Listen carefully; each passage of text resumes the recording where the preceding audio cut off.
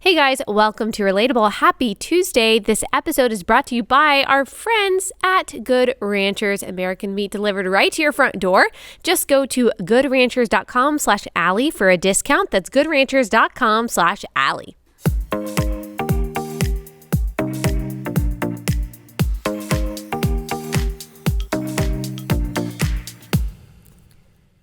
All right, guys, today I am going to talk to you about something that is going to be very difficult for our demographic to hear. And by our demographic, I am talking about women ages 25 to 45. That's the majority of people who listen to this podcast. I understand there are people who are younger than that, older than that. There are men who listen to this podcast, but that is the largest chunk of my podcast audience.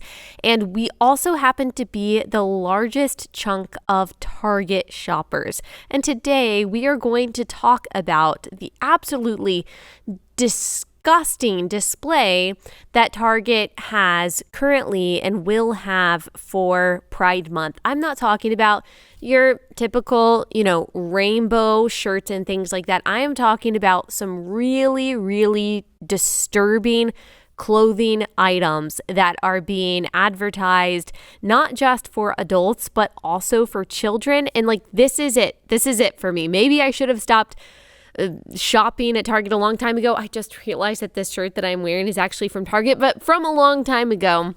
And maybe I should have realized, several years back that Target is not a place where I should be shopping. I know a lot of you have not been shopping at Target because of the values that they have been purporting for the past several years. However, it's a weakness of mine. And I think it's a weakness of a lot of yours too, because they have a lot of great home decor. They have very affordable clothing. It's just kind of a fun place to go to spend your afternoon with your children. It's a thing to do. It becomes like kind of a social event. And yet this is it for me. This has to be it for me, because if there are two hills that I will fight on, in addition to the fundamental hill, obviously, of the gospel, but two lesser hills that we talk about so much. One of them is abortion, literally a matter of life and death. And the other one is this absolutely destructive gender ideology, especially when it targets children. And that's what we're focusing on today in relation to our beloved Target. This is just the final straw for me. I can't shop there anymore as much as I want to. This is just too much. So let me read you about what is going on, and then we're going to talk about why this is happening, what's behind this. There is a company that is behind this collaboration. We're going to look at them a little bit more, what other companies they're partnering with, and then we're also going to be reminded of the history of this ideology and why exactly I think it's so damaging. Obviously, you know why from a biblical perspective, because we talked about it so much, but physically, tangibly, the effect that this ideology, that these so-called gender fluid ideas are having on children, and why it is so profoundly disturbing that Target is playing a part in this. So this is according to bustle.com. Of course, they're excited about the partnership that they're writing about. Quote, Target partnered with TomboyX and Humankind, two queer-owned, female-founded brands, to create these much-needed lines. Interesting that they are able to actually define and care about female. The TomboyX collab features undergarments like compression tops, a comfortable alternative to chest binders, as well as packing underwear. We're going to talk about what these things are. Bras and boy shorts in size small to 4X. Humankind's line, on the other hand, includes various swimsuit styles such as swim trunks, tops, and unisuits.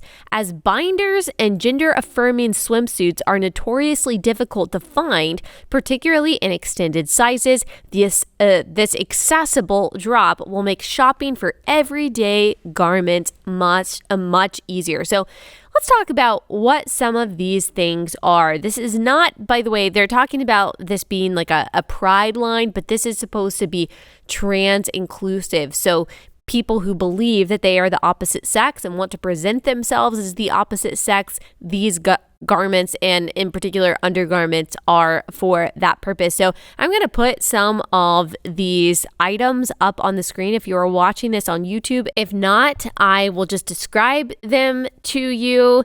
All right, so this is billed as the Pride Adult TomboyX compression top. So a compression top, this is a woman who wants to identify as and look like a man, a girl who wants to look like a boy.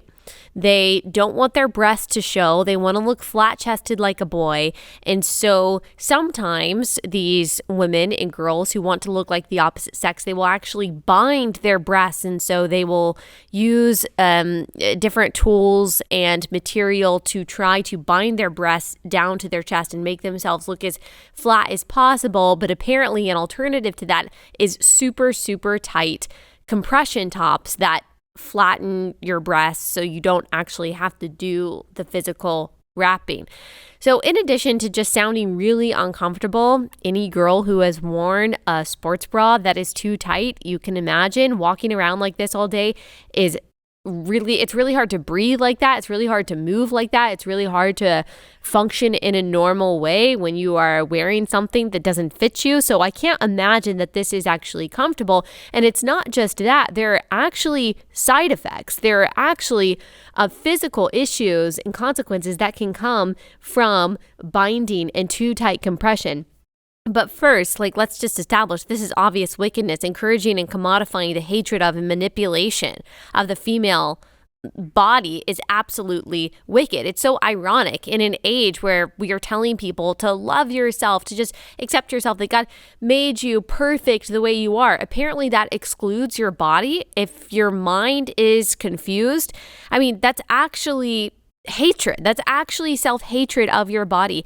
Why isn't the loving thing to do to encourage someone to reconcile their mind with their body so they don't try to hide or shame or mutilate their body? Why are we trying to encourage people to reconcile their body with their mind by body mutilation and with shame and with different kinds of tools that actually have physical negative consequences? So best case scenario, I was researching this, if you are binding or tightly compressing your breast because you want to look like a man, you've got rashes, you've got trouble breathing, you've got possible disfigurement of your breast. Worst case scenario, you've got scarring, you've got nerve damage, and so your breasts can actually be numb when they're not supposed to be numb. You've got the possibility of broken ribs. There is a subreddit called D-Trans. So these are people who once transitioned to the opposite sex, or, by transition, I mean they tried to present themselves as the opposite sex. Either they just changed their name and their pronouns and what they wore, or they actually went through surgery, either on top by, if they're a woman, removing their breasts, or complete surgery top and bottom, whether you are male or female, to try to look like the opposite sex.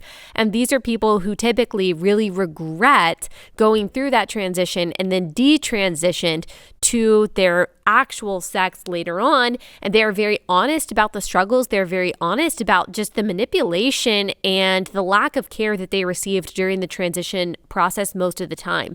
And these are also moms and friends of people who have transitioned, who are trying to get insight and help and camaraderie to try to understand kind of what is going on in the minds of the people that they love who are considering transition. And so I was looking at this subreddit, and there are quite a few posts talking about the problems with chest binding and compression. It might seem like something that's harmless or something that's completely reversible and doesn't have consequences, but it actually does. And these are from people who used to do it. These complaints are from people who have experienced this themselves. And so this is one post on Reddit, quote, "I believe that for many people, binding makes existing chest dysphoria worse, not better." So chest dysphoria would be if you are a woman who wants to be a man, you look at your breasts and you feel dysphoric, you feel confused, you feel distressed because of that, because you want to be the opposite sex. And so this person is saying it actually makes it worse. Once you see yourself with a flat chest, it needs to be flatter. It becomes so much more offensive to your senses to see your unbound chest when you've experienced hiding it with a degree of success. And I think that, while sometimes painful, the pressure of the binder can become addictive in its own way, self-soothing in the same way as a tight hug or a weighted blanket. I can absolutely see something like that, especially someone who is experiencing psychological distress. Like when you think about a child, one way that you can calm a child is by swaddling them. It's almost like that. It's almost like a form of a swaddle for someone who is trying to find comfort in their own body. Gosh, there's so many psychological pieces of this that I just feel like are not being properly dealt with. So this poster goes on to say, binding also harms breasts, of course, and when breasts look and feel worse than they did before because of sagging and or texture changes, of course, that's the consequence of binding, that can heighten awareness of them and intensify dysphoria as well. And then once you start binding, it can be difficult to stop for so many reasons. Binding is something that is suggested even to people who have not previously considered medical transition, and I just kind of wish it wasn't such an encouraged option. It's an easy slide for someone questioning to start binding and have an increase in dysphoria because of binding that leads to persisting in a trans identity that may not be right for them and to pursuing medical interventions that they may not have even considered beforehand. This person says, if I hadn't been able to get myself a binder that people said was a safe option, if I hadn't believed it was a harmless and reversible presentation change, I could just try out to alleviate dysphoria, I think I would still have my breasts and might have made peace with them in other ways. Wow, that's so sad. So binding can actually lead someone to believing that they just need to permanently lop off their breasts. And that's what happened to this person. She regrets it. Even if you can get reconstruction surgery, women who have had double mastectomies because of cancer know this, and you get fake breasts, it's not the same thing. You don't have the same nerve endings. And if you're a young person and you decide one day that you want to have children and you want to breastfeed, well, you can't do that because you've had all of your milk ducts taken out. I mean, this is a permanent change for, in most cases, temporary distress over someone's body. So Target is promoting a device that can hurt the female body, lead to more psychological distress, and encourage women to get a double mastectomy of their healthy breasts. That's what's going on with Target.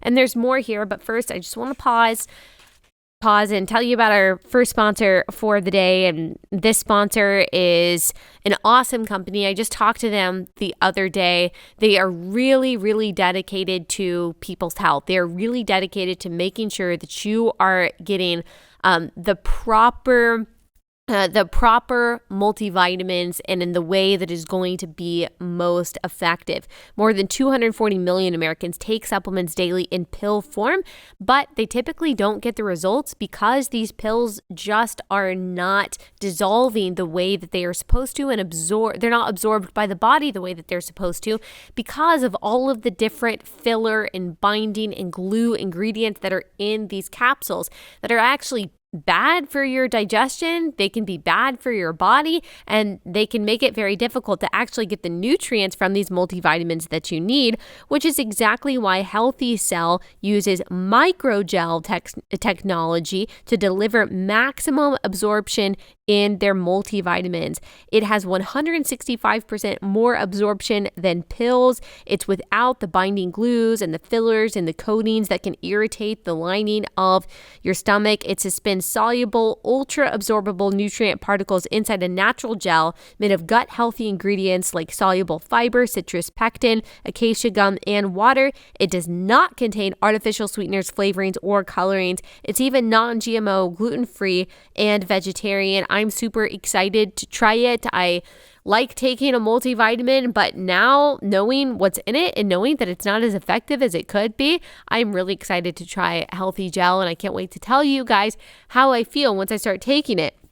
Go to healthycell.com/Allie. Use code Allie for 20% off your first order. It's healthycell.com/Allie. Use code Allie for 20% off your first order. healthycell.com/Allie.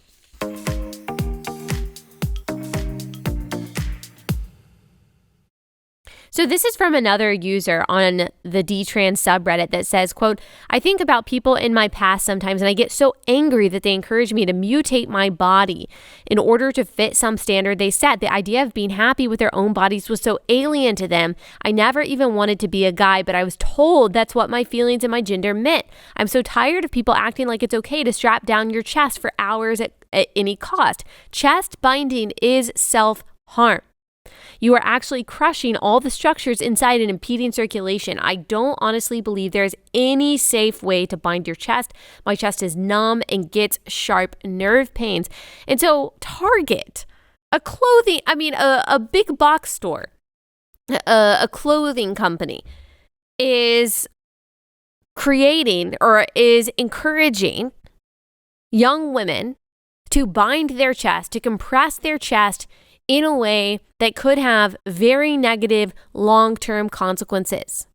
And is Target going to pick up the pieces of the distress that these women are going to feel one day? Are they going to be the ones to pay for their surgeries? Are they going to be the ones who are holding that person as they are looking in the mirror and distressed that their breasts are now disfigured? Of course not. Target doesn't care about that. They're looking to capitalize on this trend. They don't care at all that there could be negative consequences. They don't care at all that they are simultaneously selling shirts that tell you to love yourself and accept yourself the way that you are, and also selling clothing items that are actually a form of self-hatred and self-harm.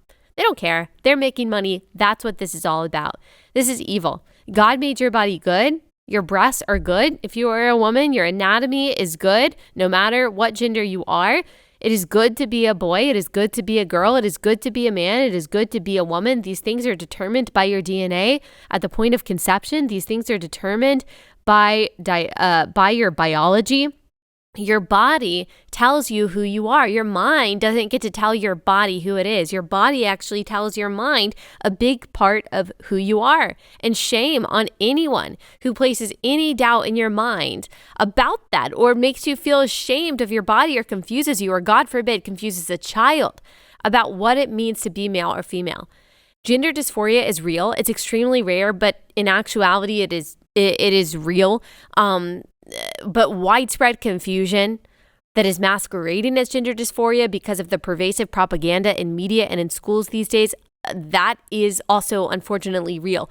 These people need professional help, as rare as it is these days, but they need help to make their mind be at peace with their body, the body that God gave them, rather than getting so-called help from someone who is telling them to mutilate their body in a vain attempt to make peace with their mind. Like, that's what you're hearing from these people who detransitioned. They are saying, why couldn't someone just help me make peace with the body that I had? Why didn't someone tell me to just be grateful for my body? Why did people push me into mutilation and really harmful behavior? Now, that's not all Target is selling. Target is also selling packing underwear. So I didn't know what this was, but it is apparently for women who want to wear a prosthetic penis. And I will put the picture of this product up. I'm just still very confused. This is again by TomboyX. This is Pride Adult TomboyX packing underwear. Very disturbing. And then they also have these boy shorts, which funny that they are called boy shorts. Why are they called boy shorts? I thought that they could be any gender who wore this stuff. Pride Adult TomboyX boy shorts. And then the model is obviously a woman who had a double mastectomy, because you see the scars, and who has been on testosterone. It's very sad. It's just evil, horrendous stuff. And the left likes to say, oh, the right has changed. The right has become so much more radical. Well, empirically, that's just not true. I used to talk about in almost all of my speeches this 2017 Pew Research study that showed polarization in politics and tracked how Democrats have changed on political and cultural issues since the early 90s, and how the right has changed. The reality is that the left has moved left on almost every single issue, and the right has either stayed the same or moved slightly left on almost every single issue. I mean, think about things like gay marriage. You will not find very many Republicans, especially Republicans in Congress, who would say that they want to defend traditional marriage, especially on the legal level. Whereas, 10 years ago, that was a very normal thing for people to believe. That was a normal thing in 2008 for Barack Obama to go to Rick Warren's church in California and to say during his campaign that he believes marriage is defined by male and female, one man and one woman, and he got a roaring applause. That was in 2008. There could never be a Democrat candidate today who could say that he believes in traditional marriage. There really couldn't even be a Republican candidate to run for national office who wouldn't get huge backlash, even from the conservative Republican side, if they campaigned on traditional marriage. So the left has moved to the left. The right has even moved a little bit to the left. And for anyone on the left to say, no, the right, they've gotten radical, they've changed their position, that is absolutely not true. Like, let's think about this. If Target was even doing this 5 years ago, it just wouldn't have been acceptable. They just wouldn't have done it. 10 years ago, I think people wouldn't have even been able to have the words to understand what is going on here. I mean, the Overton window has shifted so much. It just doesn't, it just blows my mind when people want to say that conservatives are the ones who have changed. No, the country has changed by getting much more progressive, much more radically to the left and to our detriment. And look, Target doesn't just have adults or adult clothing. They also have kids clothing. So I'll put some pictures up. This sweet girl was made to wear this t-shirt that says she, her, they, them, he, him, us. Like, what? Like, kids at this age are still learning proper pronoun usage. They are still learning the differences between male and female. I've said this before, but it is so important, especially for kids, to know the difference between male and female and to be able to have the words to say, that's a man, that's a woman is a she, a man is a he, that's a Mr., that's a Mrs. The reason that's important is, one, just for understanding language and for understanding context. The world, as you can imagine, is very overwhelming, but especially for a child because everything is new to them. And so the natural part of child development, and you don't have to be some kind of pediatric specialist or psychologist to understand that. You can just observe a child and you see this. They are constantly trying to name things. They are constantly trying in those toddler years to categorize things, to put things into context, that we do this at this time, or this is when or how or why we do this. This is when we see this person. This is what kind of person this is. This is where this person lives. And it's so important for kids to be able to make their world smaller and more comprehensible and understandable. And that includes the category of male and female. I've talked about before how my toddler, really without us even specifically telling her, hey, that's a man, that's a woman, she just knows. She just sees it and she points it out. She loves to observe that. She points, oh, that's a man, that's a woman, that's two women. I mean, that's just something that she does because kids like observing. They like putting things in categories. They like to be able to tell what something is. But look, this is important for a much deeper and more serious reason here.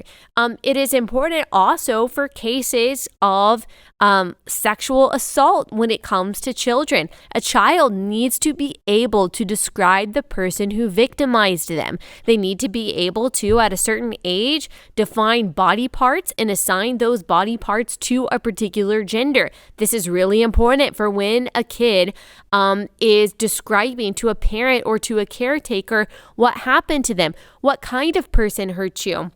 What did that person say? What did that person look like? Especially if it's, a stranger in a bathroom or something. Like, they need to be able to say, oh, it was a woman. This is what that person looked like. They need to be able to have the language and the understanding to be able to report those kinds of things. And so we are not only just placing linguistic confusion in children's mind, but we are also taking away all of the categories and the context and the definitions that help them make sense of the world, that make sense of who they are. And we are also taking away one safeguard when it comes to reporting of inappropriate behavior towards them by an adult. Like, this is all a problem, and Target is promoting it. She, her, they, them, he, him, us. What are you even talking about? Like, as we've talked about so many times, gender is not an identity that you get to choose. It's just not. You can think the things that you want to think. You can have the confusion in your head that you want to have. And I think that there should be abundant compassion for you. But gender is something that is. People say gender is a social construct. One of these t-shirts says gender is a social construct and sex is something that you were born with, but that's not accurate. Sex and gender are actually interchangeable.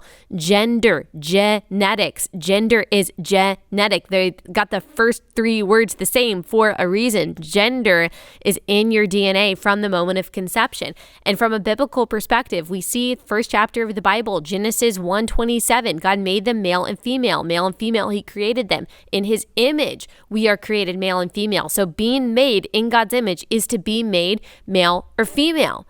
And that means that if someone is denying the reality of the biological categories of male and female, you're denying the reality of being made in God's image. And that means you're denying the essence of humanity itself. This is no question. There's no nuance. There's no complicated aspect here for the Christian. The first chapter, one of the first verses of the Bible, makes this very clear. We also see in that first chapter of the Bible that we as humans are not self-identifying creatures. We are not self-creating. We don't get to choose who we are by self-declaration, but that God made us and tells us who we are. He doesn't give Adam and Eve the option to choose their gender. He says, this is who you are. I created you this way, even before you had any consciousness of your body or your nakedness. He created them male and female. And so because we believe the very first verse of the first chapter of the first book of the Bible, that God created the heavens and the earth, we submit to his authority. We submit to his creation. He tells us who we are. And before you say anything about, well, what about intersex? Yes, those people are made in the image of God, and they're not male or female, by the way. And that is not the same thing as transgender. They are also, by the way, an exception to the rule, in the same way that a human being that is born with one leg doesn't negate the fact that human beings are bipeds. So intersex people don't negate the gender binary that biologically exists. So all of this that Target is promoting is just chaos and absolute confusion. And then there was this picture. I just thought that this was weird. It's obviously there is an agenda towards the feminization of boys specifically. There is this picture that I'll put up. It says, boys, precious moments, love is love t-shirt. Now, all of the other so-called Pride collection t-shirts just say, these are kids' shirts, or this is, it can be anyone, any gender can wear the shirt. Well, this specifically says that it is a boys, precious moments, love is love t-shirt. Why is it a boys' precious moments t-shirt when it is obviously very feminine? I mean, you've got two girls riding a bike on there. There's a rainbow. It says in pink, love is love. This is obviously supposed to be a very feminine shirt, and Target specifically points out that this is a boys' precious moments t-shirt plus $16.98 for this. Are you kidding me? That is way, way too expensive. And then we've got this other picture of this like precious little smiling child. I think the point is that we're not supposed to be able to tell if this is a boy or a girl. This kid has short hair, is I guess presenting like a boy, but also she is wearing a skirt. I think the point is that you're not supposed to be able to tell, which that in itself is very disturbing. And this child is wearing a shirt that says trans rights are human rights. This is just so sad. This is so sad. I'm going to get into more of why this is so disturbing for me in the background on all of this in just one second. Let me pause. Let me tell you about our second sponsor for the day, and that is Patriot Mobile. Guys, Patriot Mobile, you know that they are behind the election of a ton of conservative now school board members in Texas. Isn't that incredible? Like, they are putting their money in great campaigns going towards great causes, and that is why we should support them, because when we give our money to like the major carriers, they are often turning around and giving your dollars to organizations and causes that are actually working against the things that we hold dear. But Patriot Mobile is the only Christian conservative cell phone provider. They are passionate about free speech and your constitutional rights. They offer the same nationwide coverage as the major carriers, so you get the same great service, plus the peace of mind that your money is combating the left's attempts to silence you. They've got amazing customer service, 100% US-based customer support. They provide exceptional support. Patriot Mobile shares your values, supports organizations fighting for religious freedom, constitutional rights, sanctity of life, and our veteran and first responder heroes. Go to patriotmobile.com. Get free activation with the offer code Allie. Veterans and first responders save even more, so make the switch today. patriotmobile.com/Allie or call 972-PATRIOT. That's patriotmobile.com/Allie.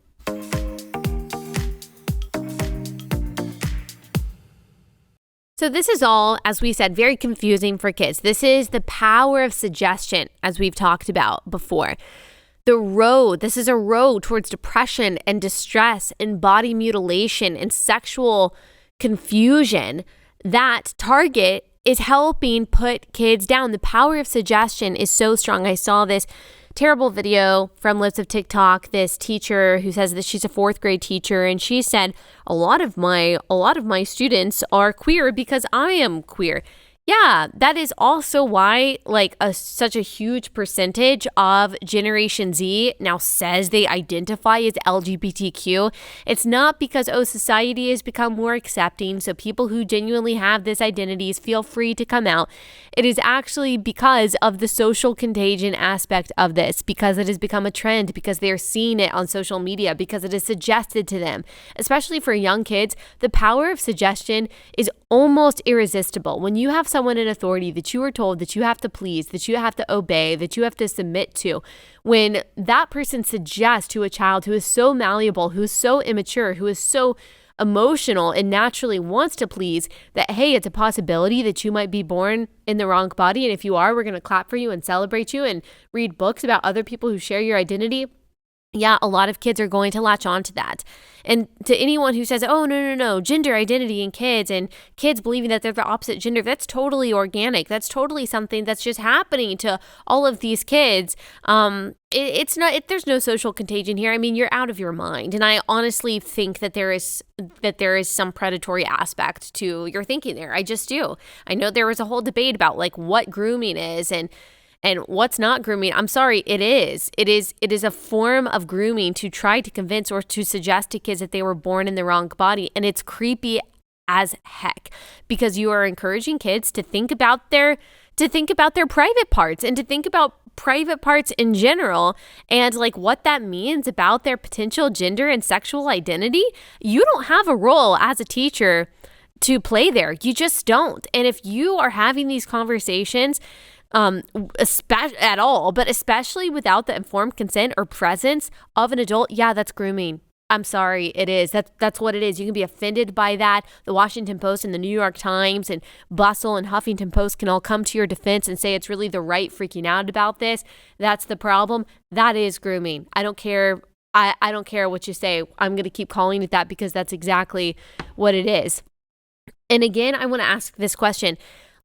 Who's going to help these kids? Who's going to help these kids when they are growing up and they are working through their distress and their confusion and their regret and the physical harm? Is it going to be Target?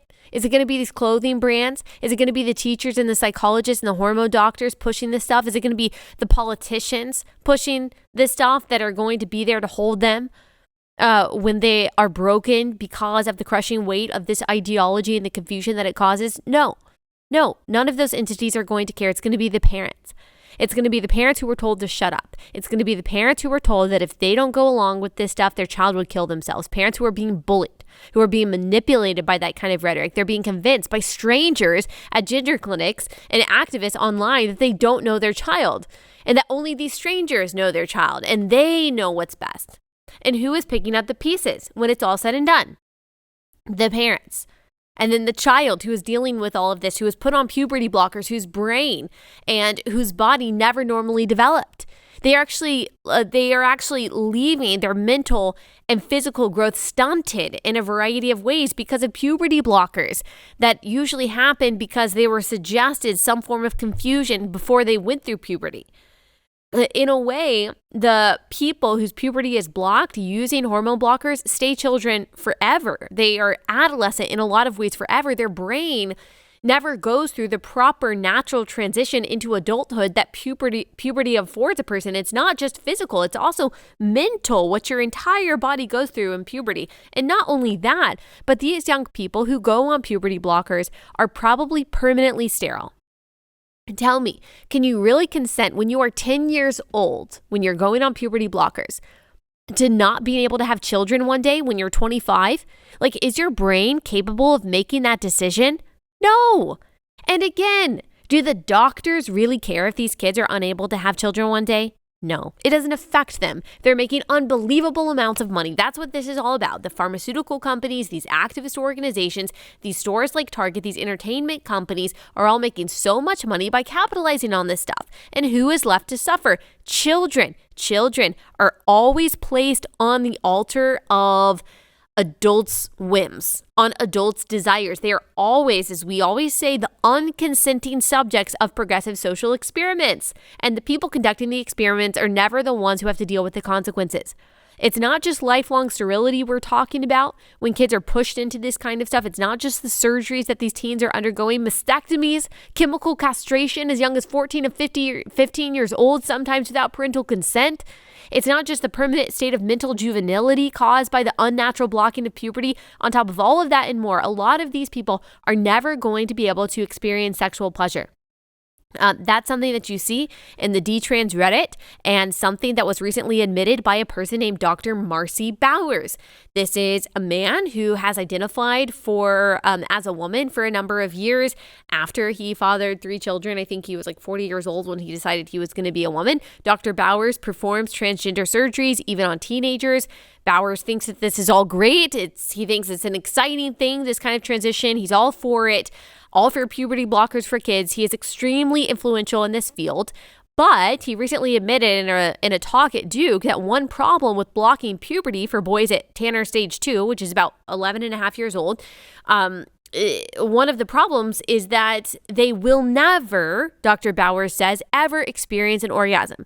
So listen to what he admits here publicly. Every single child or adolescent who was truly blocked at Tanner stage 2 has never experienced orgasm. I mean, it's really about zero. These are just assigned male at birth, so trans feminine, and it's because they never in their lives are exposed to testosterone. That doesn't change. So blockers prevent the rise of testosterone, and they don't really go on testosterone at or around surgery or into adulthood. And so we don't know. They're going to have this sensation. There's no question about that. But are they going to be able to achieve sexual satisfaction? We need to have our eyes open about it. I think it's been beneficial talking about it. I know Joe and many others have reported to me, they've changed their approach a little bit in their informed consent models, and that we're talking about masturbation now. We're talking about, okay, that's an area of the body that's got very dysphoric for you, but you know what? It's all a penis is just a large clitoris. I mean, it's all the same material. It really is. So use it for the pleasurable purposes, partially that it was intended, and we'll see what happens. But these are to be answered questions. So can we avoid puberty and get good adult results? And secondly, how do we assure someone that they're going to be able to be sexually responsive? Do we remove the blockers during the course of their adolescence and let a little bit of puberty come back? Do we delay it a little bit, maybe into Tanner's 3 or 4, maybe before they have their first orgasms, maybe? So you'll notice an interesting thing there, an admission that the best thing for kids is actually to reconcile their dysphoric feelings with their body and just live with that part of their body. Now, he's completely wrong when he says that a penis is no different different than a clitoris. That's such a bizarre thing to say, but that's to be expected by people who think that the body is just arbitrary and that it can just be whatever you want it to be and identify however you want it to identify. But it truly is a stunning admission that kids are being robbed of not just normal functioning bodies and all that comes with the natural puberty process, but of the emotional, psychological, and physical benefits of intimacy. Now, some people are celibate their whole lives. All right, that's one thing. But to basically make a kid, a child, a minor, a eunuch without his informed consent, that is just unconscionable. And you cannot really, Dr. Bowers talks about informed consent here. The kids can't really give informed consent to this kind of stuff, even if you list all of the consequences, like all of the possible implications of the procedure that they're about to have long term, because their frontal lobe isn't developed. The frontal lobe is necessary for being able to see the consequences of something, to be able to see a few steps down the road, to be able to see what your actions today could cause in the future. Like, young kids they literally don't have the capability to wrap their minds around that, especially these kids who are distressed and confused and psychologically disturbed anyway. I mean, all young people are hyper emotional, and that's okay. That's a good thing. That's part of who they are. But that is also why you see a lot of kids getting caught up in this social contagion, wanting acceptance, wanting to be a part of a community that they find online, thinking that their feelings define who they are. In a way, all teenagers kind of are led by their feelings, but in this sense, you have teenagers who are led by their feelings into a doctor's office that are then lopping off their penis and their breasts.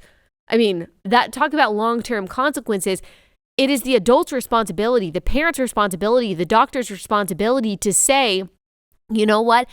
I have compassion for you. Let me work with you to try to get you to accept your body. That's part of what Dr. Bowers is saying here, and I appreciate that, as wrong as I believe that he is philosophically and ideologically, and as much damage as I think he has caused by the treatments and the procedures that he has performed on young people. I'm glad that he is at least caring that these kids these guys, these boys who want to be girls aren't going to be able to experience sexual pleasure, and that they are at least reevaluating a little bit how much they push them into surgery, into puberty blockers. You know how we say that kids can't consent to sex because it's true? Therefore, all sexual interaction between an adult and child is rape and sexual assault because the minor just does not have the mental capacity to be able to make an informed decision about that.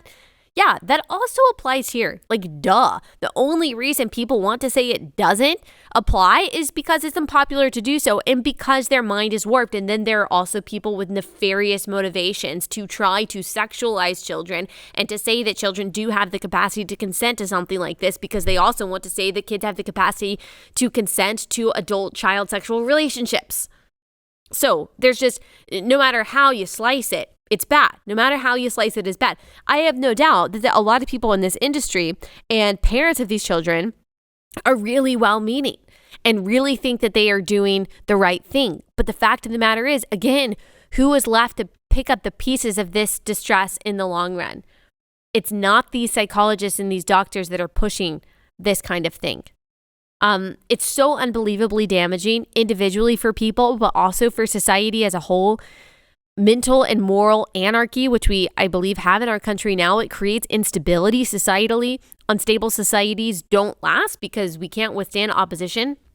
We're a city without walls, literally and figuratively. We have no fortitude. We have no courage, no values, nothing that unites us, nothing that holds us together. We are endlessly obsessed with our own identities, and we are so confused about ourselves in the world that you're just not even able to properly function, much less defend the values of your country. We're just confused and limp and dependent and weak. And I've got to think that, at least from the top, like, that's part of what all of this ideology is about. And might I remind you that the Biden administration publicly supports transition, including medical transition for minors.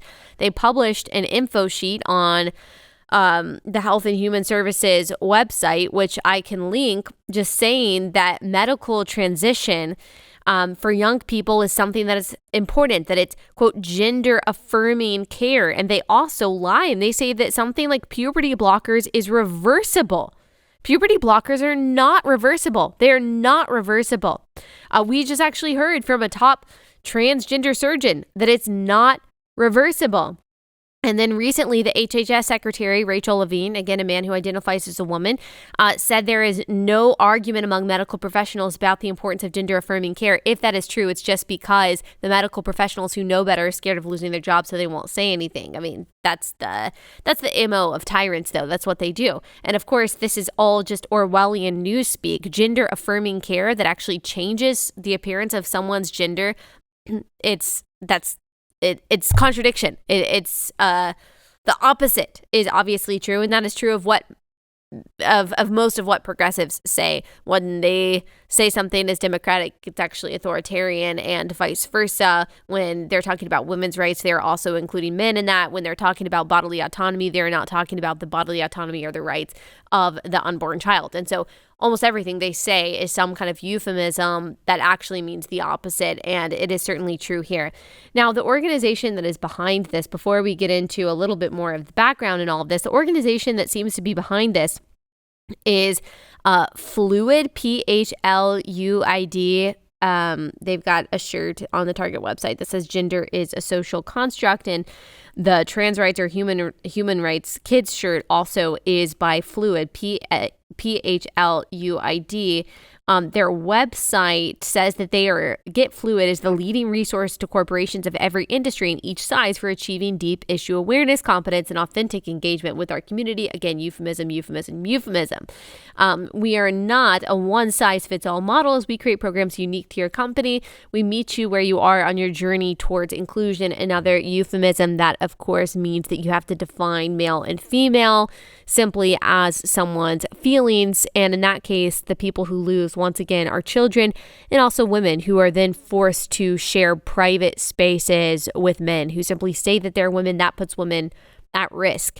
The companies who are partnering with Get Fluid, they list them on their website: Nike, Macy's, American Express, Uber. Uber also just announced that they are going to pay their employees' travel expenses to get an abortion.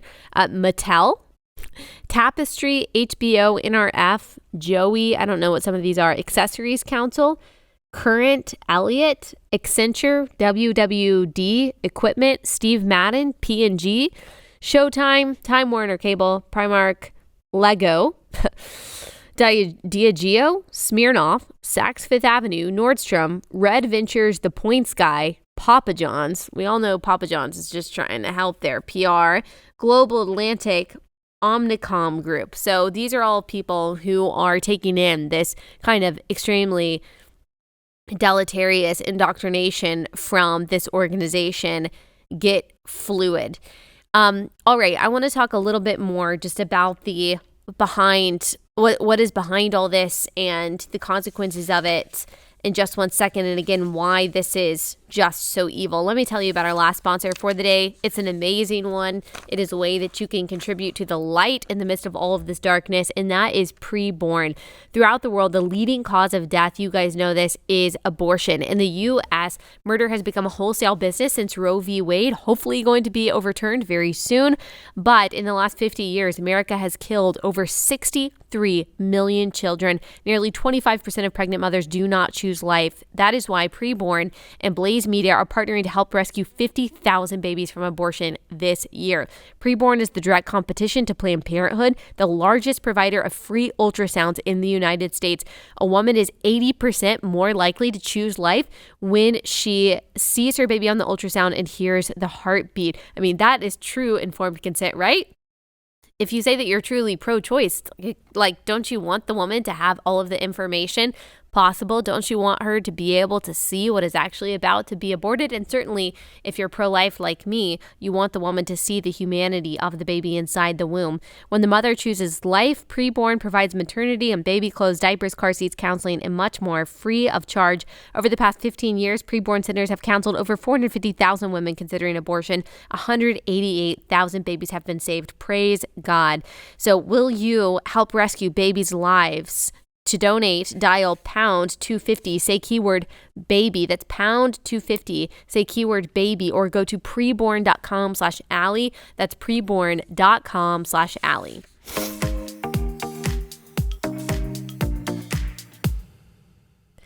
So because we've talked about the background of transgender ideology a lot, I won't get into all of it. I can link a previous episode that we did about Disney and the dark history of gender grooming. I'll just kind of remind you of the overview of it. You've heard me say this many times if you're a regular listener of Relatable, but just remember who pioneered this idea of gender as something that is independent from sex. It was Dr. John Money. In the mid-1960s, he was a psychologist who had this theory that gender was something that was basically just socially constructed, that if you wanted to raise someone with male anatomy as a girl, all you would have to do is present him with girlish feminine things, dress him as a girl, and that he would be just as happy as a girl as he would be raised as a boy. And so he decided to test this out on twin boys.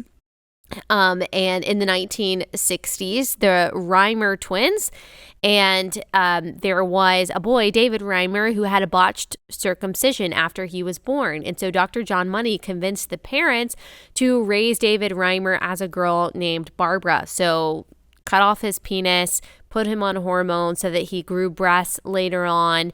And while they were children, while the twins were children, one being raised as a girl, one being raised as a boy, Dr. John Money and other doctors actually brought them into the office and forced them to perform, so disturbing, it's so sad, perform sexual acts on one another. This is the doctor who pioneered transgender ideology and whose findings served as the justification for social and medical transition for children and has for decades. So this sexual abuser, this pedophile who tested this on this young boy, encouraged the parents to raise him as a girl, forced the twins to do sexual things to each other while other doctors watched and took notes. While this boy, David Reimer, ended up growing up, he just knew that something was wrong. He knew that he wasn't a girl. His parents told him the truth. He transitioned back into being a man. He struggled with depression his entire life. He ended up getting married and trying to live a normal life, but he ended up committing suicide, and so did his brother. This is all well documented. David Reimer, I believe, was on Oprah a couple decades ago, probably 20 years ago at this point. And we can link this story if you want to read it for yourself. But this is literally the origin of transgender ideology. It started with a disastrous experiment by a pedophile.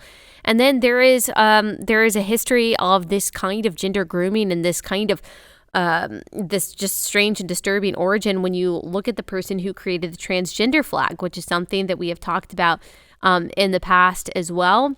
And Women's Voices did a thread on this. Robert Hogue, who now goes by Monica Helms, was the creator of the flag. And this is someone who has written about publicly in his memoir. He's considered still like this great transgender activist. He talked about fantasizing about being a little girl wearing a leotard, and he has publicly written about stealing women's clothing and wanting to be a 6-year-old little girl. There is also an aspect of this that is very pornographic, that there is this Women's Voices talks about this, that there is this just really dark subset of pornography where men, they are turned on by the idea of being young girls. It's called like an age regression trope. It's called sissy porn as well. Guys, I can't even get into all of this. It's so dark and so disturbing. There are so many things interconnected here. And I just think if more people understood the basis of this ideology, first of all, you would detach people who really struggle with gender dysphoria from the transgender ideology and the activism that you're seeing and some of the sexual perversion that you're seeing innate in the ideology, and you would realize that those two things are separate categories. You would stop lumping them all together, and you would have much less tolerance and much less compassion for the predation that you are seeing towards young people. And you will realize that this is an inherently perverse ideology. I don't think that everyone who propagates the ideology or everyone who believes in it and thinks that they are the opposite gender buy into the perverse aspects of it. I don't think that at all. I think most of them were just preyed upon. I think most people who support it think that they are doing the right thing, that they are just being empathetic and inclusive and kind and all of that. But the fact of the matter is, the roots of this stuff is really perverse. It's really dark. It's really dangerous. And Target is pushing it. Target is pushing this kind of stuff. Like, you'll also notice the transgender flag, guys. It's weird that it's baby colors. Let's just acknowledge that. That's freaking weird. again, I'm not saying that that describes people who call themselves transgender. I just think that there are a lot of different paraphilias. There are a lot of different psychological issues. There are a lot of different forms of perversion that are being lumped in to transgenderism in order to be accepted. And that is dangerous for everyone. That's dangerous for everyone, both in and outside of that movement. I think we need to be very discerning and wise about this. This stuff is not neutral. It's not about inclusion or empathy. It's actually just extremely disturbing. There were two stories that I saw, one for the Daily Signal and then one on a Substack that is titled Parents with Inconvenient Truth About Trans. There were two different stories about parents. One mom was named Maria Martinez. She's an immigrant from El Salvador. She told the story to the Daily Signal about her daughter, Allie, who struggled with depression because her father was absent while she went to high school in LA, where one of her friends convinced her that maybe her depression was because she actually was the opposite gender. And so this young girl, 15 years old, she decides, you know what, I am the opposite gender. The high school starts affirming this male identity without telling her mother. And she does. Yaley ends up telling her mother, Maria Martinez, and Maria, who loves her daughter so much, isn't exactly supportive. She doesn't really understand what's going on. Well, the school counselor then decides that Yaley needs to be taken out of the custody of her mother. So she is taken by the Department of Children and Family Services and says that, you know, it's too dangerous for this young woman to stay in the home of her mother because she might commit suicide that way. So for 3 years, Yaley lived away from her family, lived in a home with the Department of Children and Family Services. She legally changed her name to Andrew, started taking cross-sex hormones, and Martinez was only allowed to see her daughter for 1 hour every week. And the mother describes that she was taking these hormones. She still wasn't happy. She changed her name. She changed her clothes. She changed all these things, and she still wasn't happy, which is very typical of people who transition. They are still suicidal. They are still depression because they're still depressed because they are not dealing with the problems that they actually have. And so she identified as a male for 3 years, and then she committed suicide about 6 months before her 20th birthday. So guess what? The state government of California took her out of her home to try to rescue her and to protect her from suicide. She ended up committing suicide. Maria Martinez learned that her daughter had knelt on railroad tracks and raised her hands toward the sky as a train approached. She says she questioned Children and Family Services after her daughter's death, saying, "Where is my daughter? You took her away from me, my family. Now she's gone. You told me that she was going to be better off." Martinez said the agency had no adequate response. Exactly, because those people don't care. They did not shed a tear for that girl when she committed suicide. They didn't care when she died. They didn't care about her distress or her depression at all. She was a political prop for them.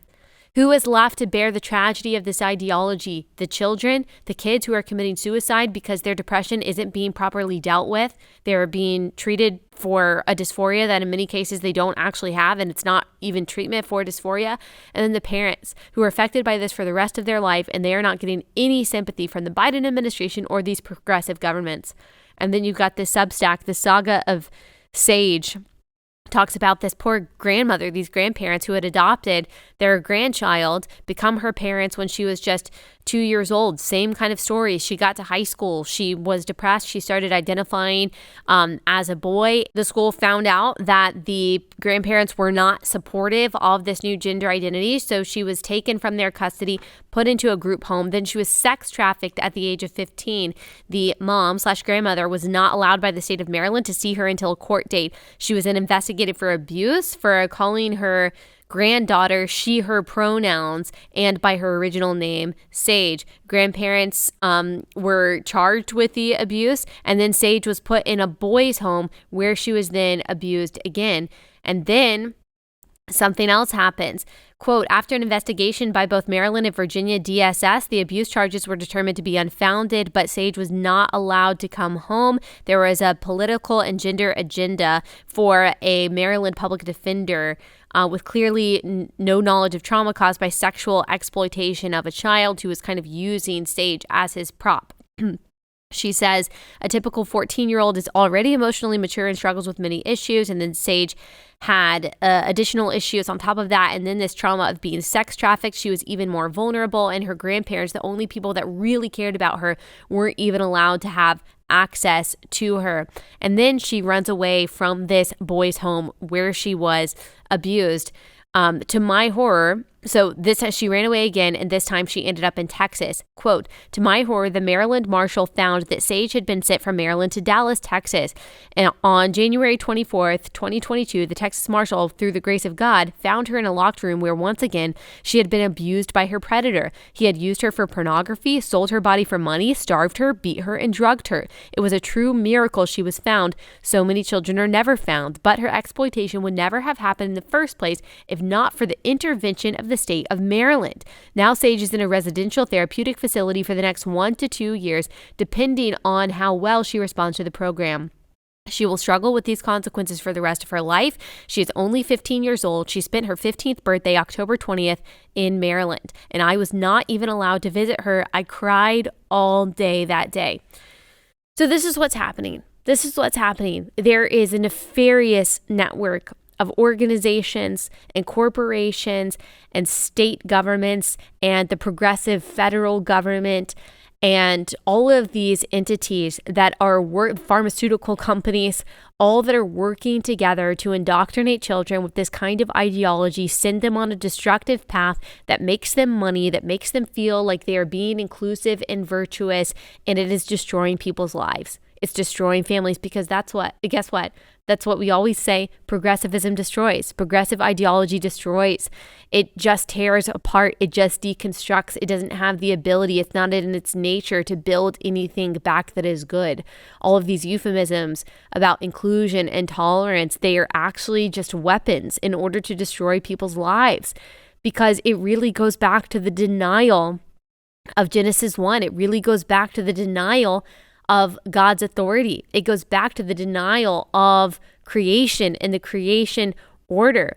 Progressivism, another thing we always say, always gets human nature wrong, and there are consequences to getting human nature wrong.